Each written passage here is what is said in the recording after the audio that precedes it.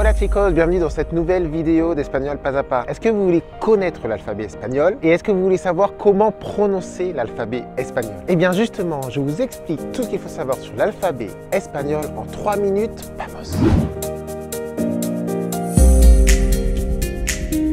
Juste avant, si ce n'est pas encore fait, je vous rappelle que vous avez l'e-book Objectif Espagnol, une quarantaine de pages, d'astuces, de conseils de profs pour parler espagnol rapidement. C'est gratuit, c'est dans la description de cette vidéo. On va voir l'alphabet espagnol lettre par lettre. On va voir le nom de chaque lettre et comment ces lettres se prononcent. Tout d'abord, A, ça s'écrit A, ça se prononce A, super simple. La lettre B aussi, très simple.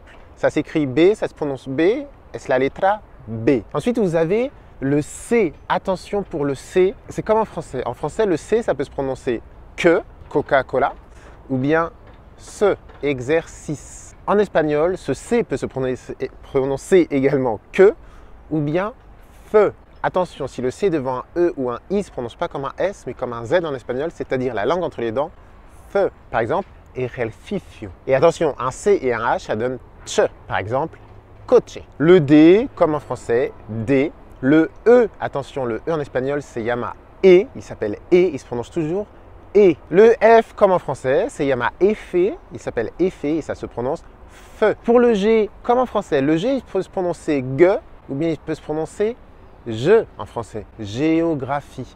En espagnol, il peut se prononcer G ou bien lorsqu'il se prononce Je en français, devant un I ou un E, il va se prononcer R. Par exemple, géographie. Le H en espagnol ne se prononce pas. Le I se prononce I. La lettre J s'appelle Jota et c'est un R avec la gorge. R. Un peu comme dans Titanic quand ils sont en train de cracher. R. Par exemple, girafa. Girafa. Le K se prononce que, comme en français. Le L, le, comme en français. Par contre, attention, quand vous avez deux L, hola floppy, quand vous avez deux L, ça se prononce comme un Y. Y. Par exemple, il pleut, llueve. Comme un Y. Le M, aimé, comme en français. Le N, aîné, comme en français. Attention, un N avec une tilde, avec une petite vague, ça se prononce comme GN. Montagne, montagne. Gne. Le O, O. Le P, P. Le Q, Q. Le R, R. Ça s'appelle R. Et attention, la langue vient taper le palais et ce n'est pas la gorge qui fonctionne comme le R français. Le S, se prononce se. Attention, en français, on peut avoir se ou bien ze. En espagnol, uniquement se, pas de ze. Una visita, la casa, et pas casa, casa. Le T, te. Le U se prononce ou. Le U, c'est ou, toujours. Ou. Le V, ça s'appelle uv. Attention, le V se prononce entre un B et un V. C'est ni un B ni un V. C'est comme si on faisait un B, mais les lèvres ne se touchent pas. V. Sauf en début de mot, c'est un B. Par exemple, ok, ça se dit en espagnol, d'accord? Balai.